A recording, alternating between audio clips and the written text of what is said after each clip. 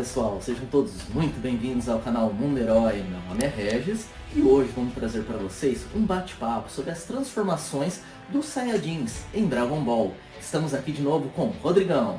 Salve galera, vamos bater esse papo bacana aí de fãs de Dragon Ball e o que representam essas transformações dentro da obra, né? Certamente, mas antes de começar, se inscrevam no canal, ativem o sininho para receber as notificações e também não se esqueçam de deixar o seu like. Caso forem fazer suas compras, façam aqui pelos nossos links. Aqui na descrição nós temos os links da Amazon e da Panini e das nossas outras redes sociais. Nos sigam lá também, pessoal. Estamos agora no TikTok e no Kawaii, pessoal. Deem essa moral pra gente lá, hein? É isso aí, multiplataformas. Multiplataformas, Mundo Herói em todos os lugares. Mas vamos lá, pessoal. Quando começou Dragon Ball, a gente não imaginava, quando a gente via ali o Goku criancinha se transformando em Ozaru, em aquele grande macaco gigante, a gente nunca imaginava que um dia ia ter a fase Z com ele adulto, que ele fosse ter novas transformações ali em Super Saiyajin 1, 2, 3... Depois veio o GT com Super Saiyajin 4, agora o Daima com Super Saiyajin 4 também, de forma canônica. Dragon Ball Super ali com as formas de Super Saiyajin God, God Blue, Instinto Superior, e não acaba nunca as transformações dos Saiyajins. As transformações sempre foram ligadas à superação, né? A um inimigo que você precisava evoluir para derrotar. E a visão que eu tenho é que aos poucos foi perdendo um pouco desse sentido, dessa magia ali, né? Porque, pô, vamos falando da primeira transformação do Goku em Super Saiyajin, por exemplo. Todo aquele clima em Namekusei, toda a preparação que teve, o Goku sofrendo muito em batalha, teve a morte do Kuririn, que ele sofreu bastante com isso. Terceira morte do Kuririn. Ele sofreu 3 vezes. Tá vendo quantas vezes o Kuririn precisou morrer pra se transformar em Super Saiyajin, cara? É verdade, né? Teve que morrer 3 vezes o melhor amigo dele pra ele conseguir ficar nervoso o suficiente. É um peso muito grande aquela transformação, né? Porque o Freeza era um inimigo imbatível, né? Inalcançável na época. Até aquele momento, né? O Freeza tinha destruído todo o planeta Saiyajin, cara. Tinha destruído, dizimado toda a raça, né? Tanto que em Namekusei, quando o Goku atinge aquela transformação de Super Saiyajin, era algo assim, foi algo muito marcante dentro da história de Dragon Ball. Quando ele chega naquela transformação, a gente como fã, olhando aquilo lá, teve um impacto muito grande. A gente pensava assim, não tem mais como ele ser superado. Ele chegou no ápice do poder e a gente viu no decorrer daquele ponto pra frente, na luta dele contra o Freeza, que ele realmente começou a destoar. No começo ficou meio equilibrado, mas aos poucos a gente foi vendo que a diferença de poder entre o Super Saiyajin e o Freeza, que logo o Ki do Freeza começou a cair drasticamente, o Freeza começou a cansar, né? Começou a se desgastar na luta, tentar fazer aquela transformação que ele ficou tudo gigantesco, super musculoso.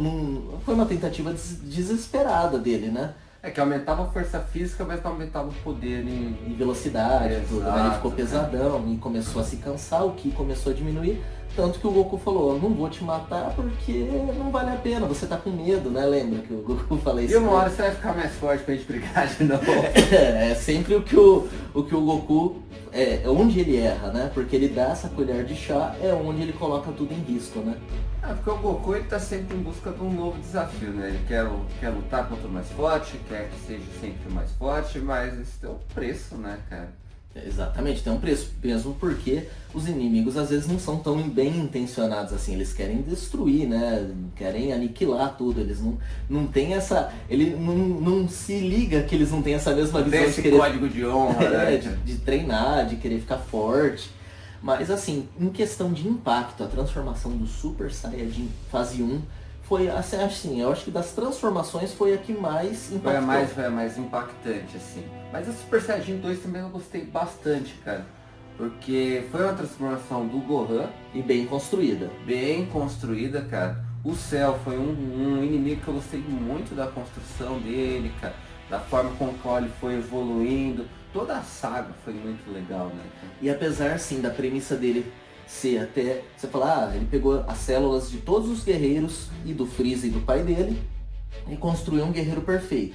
Parece ser, assim, uma alternativa já se você ver no primeiro momento, você vai falar, parece que foi uma falta de criatividade, mas não. O Cell se tornou ali um ser extremamente inteligente, além de extremamente poderoso. Você via que ele era um cara que era todo polido para falar, ele tinha um traquejo diferente daqueles inimigos que são só força bruta, né? Você não via ali, é só aquela montanha de músculo querendo brigar. Você via que tinha uma inteligência muito profunda ali, né? Muito por conta das células do Piccolo, do próprio pai do Freeza, Sim, né? Sim, cara, com certeza. O Cell foi um inimigo que eu gostei bastante ali. E até porque a participação de todo o entorno do Goku foi bem construída, né? Talvez tenha sido a última saga ali que os personagens menores, como tem Shinran, o Kuririn, conseguiram ter alguma relevância, né? Tiveram um papel fundamental na saga, né? E isso tudo construiu a transformação do Gohan em Super Saiyajin 2, né, cara? Sim. E, no entanto, que era para ser o final de Dragon Ball, com o Goku morrendo, passando o cargo de protagonista pro Gohan. Sim. E ele se tornando ali o defensor do universo, né? Só que como a fanbase do Goku era muito grande, jamais deixariam ele descansar em paz, trouxeram ele de volta, e o Gohan sempre, a partir daí, ele começou a ficar mais assim... mais escanteado. Mais escanteado. Né? Mas, de fato, a fase Z era para ser a última obra de Dragon Ball. E o Toriyama queria encerrar ali a saga do Dragon Ball. Sim. E assim, a transformação do Super Saiyajin 2 ainda teve muito impacto, porque ali a gente viu um treinamento muito intenso, toda aquela questão do poder oculto do Gohan vindo à tona, aquele desespero todo de o Cell vai aniquilar todos os seres vivos, matando ali na frente do Gohan Android 16 naquela cena completamente épica, não tem nem palavra para descrever aquela cena, é de arrepiar. Você pode ver depois de 10 anos, você vai arrepiar de novo naquela cena, né? Muito, muito boa. Aquele grito do Gohan, que é aquilo, né, cara? Muito legal, cara. E a hora que o interessante é que quando o Gohan chega no nível de Super Saiyajin 2, a personalidade dele parece dar uma mudada, né? Parece que ele adquire tanto poder naquele momento que não sei se ele consegue lidar com aquilo direito. Mas você vê que ele também é um rito de passagem, né? Ele saindo de criança para adolescente, para adulto. Tudo isso tem um impacto na personalidade dele, né? Sim, sim, totalmente. Tanto que ele começa, num certo momento ali, brincar um pouco com o Cell. E nesse momento que isso tá acontecendo, o Goku fala pra ele, mata logo o Cell, você não pode ficar brincando com ele, é extremamente perigoso fazer isso, você tem que eliminar o mais rápido possível. E o Gohan fala, não, ele tem que sofrer, você lembra? Ele tem que e isso sofrer. Custa caro depois, hein? Custa a vida do próprio Goku. Exatamente, cara. Toda essa atitude custa muito caro. Então essas transformações de Super Saiyajin 1 e Super Saiyajin 2 foram muito bem construídas. Teve todo um enredo que chegou nelas. E sim, teve um impacto muito grande. Diferente do Super Saiyajin 3, que a cena da transformação em si foi épica. É legal, cara. Foi Mas épica. não teve construção nenhuma. Como o Goku atingiu aquele patamar, entendeu? O que ele precisou fazer? O que de realmente relevância e aumento de poder teve do 2 pro 3. Na verdade a gente nem viu o Goku Super Saiyajin 2. A gente não viu como ele atingiu o nível 2. E também a gente não viu como ele atingiu o nível 3. E a gente só vê ele utilizando hoje essas transformações, mas em si, o que ele precisou fazer, como foi construído para ele lá no mundo do Kaiô, né? Lá no mundo dos mortos. E lá. a diferença disso em escala de poder, né? Porque você pega do Goku base para Super Saiyajin, tem uma evolução grande de poder, né? Do Super Saiyajin base pro Super Saiyajin 2, tem um nível diferente de escala de poder. No 3 ali praticamente você não tem feitos que chancelam ali a quantidade de poder que ele tem. Exatamente. Depois, quando o Goku vira Super Saiyajin 1, a luta acabou ali. Foi uma questão de tempo até ele destruir o Freeza. Na luta do Gohan Super Saiyajin 2 contra o Cell, também quando ele atingiu esse nível, por mais que ele ainda sofreu por bobeira dele, né? O Gohan ele deu ali essa brincada que a gente falou, mas no final ele conseguiu derrotar o Cell. Já a partir disso, a impressão que a gente tinha é que a cada transformação que eles chegavam, embora a gente como fã adore ver essas transformações, né? Mas dava essa impressão de que nunca mais foi suficiente. Por exemplo, ele chegou no Super Saiyajin 3, mas não foi suficiente para ele derrotar o Majin Buu. O Majin Buu gordo ainda, nem era a forma final. Cara. Nem era a forma final, exatamente. Ou ele ainda mais poderoso ali, com o Gohan absorvido, com o Goten absorvido, né? Então, e depois, beleza. A gente não viu assim nada assim marcante, né? Dele com o Super Saiyajin 3 que falasse, nossa, ele acabou com a luta nesse momento, né? Nesse momento que ele atingiu essa transformação. Realmente não teve esse grande impacto, né? Normalmente uma nova transformação ela é acompanhada de um grande impacto, de um grande feito. Isso não aconteceu com o Super Saiyajin 3, assim como não aconteceu com o Super Saiyajin 4 e basicamente todas as outras transformações que vêm na sequência, né? A transformação em si do Super Saiyajin 4 visualmente ela é muito bonita, né? No GT, o GT é uma obra completamente controversa. A maioria dos fãs torcem o nariz. Mas assim, uma coisa que a gente não pode negar do GT é que a cena em si, que ele se transforma em Super Saiyajin 4, é legal, cara. É legal. E tinha potencial para ser uma saga ok, pelo menos, né? Tinha. Mas assim, as ideias muito boas, mas muito mal executadas. Se a gente pensar um Tsufurudin que veio buscar vingança contra os Saiyajins, que se aposta do corpo do Vegeta. É uma baita de uma premissa. Mas foi muito mal executada, lutas muito fracas, contra os dragões malignos, exatamente. Olha o potencial, dragões malignos oriundos das esferas do dragão. Poxa, a ideia é sensacional, mas o visual deles ficou horrível, as lutas péssimas. Patética. Uma fusão de Super 2 e Super Saiyajins 4 que não também... A gente vê, também era para ser o ápice ali e ter derrotado facilmente, e não aconteceu. Então, é aquilo que ele falou, de uma transformação impactante, mas não ser chancelada com um grande feito. Fato. E depois veio o Dragon Ball Super com as novas transformações. E novamente isso, a gente, nossa, que legal. No Dragon Ball Super, o Goku virou Super Saiyajin God. Mas novamente não foi o suficiente, porque o inimigo estava muito acima ainda daquela transformação. E vira uma coisa de escala, você perde até escala, né? Porque enquanto ainda era o Majin Buu, tinha uma escala planetária, né? Daí vira uma escala universal, cara. Qual o limite do poder destrutivo? A impressão que dá é que não tem limites.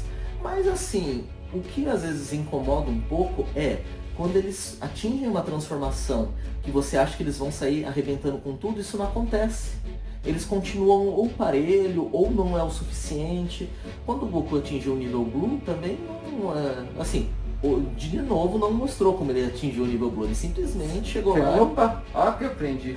Entregou.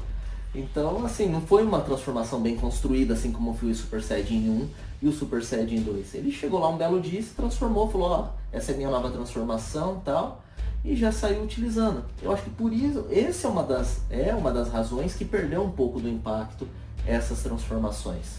Fato. E faz também com que as pessoas, muita gente, deixe de acompanhar, né, cara? Que fica banal ali. Acaba Daqui a pouco aparece uma pouco. nova transformação que também não vai ser impactante, que também não vai resolver nada. Não vai resolver, porque tudo é o roteiro também.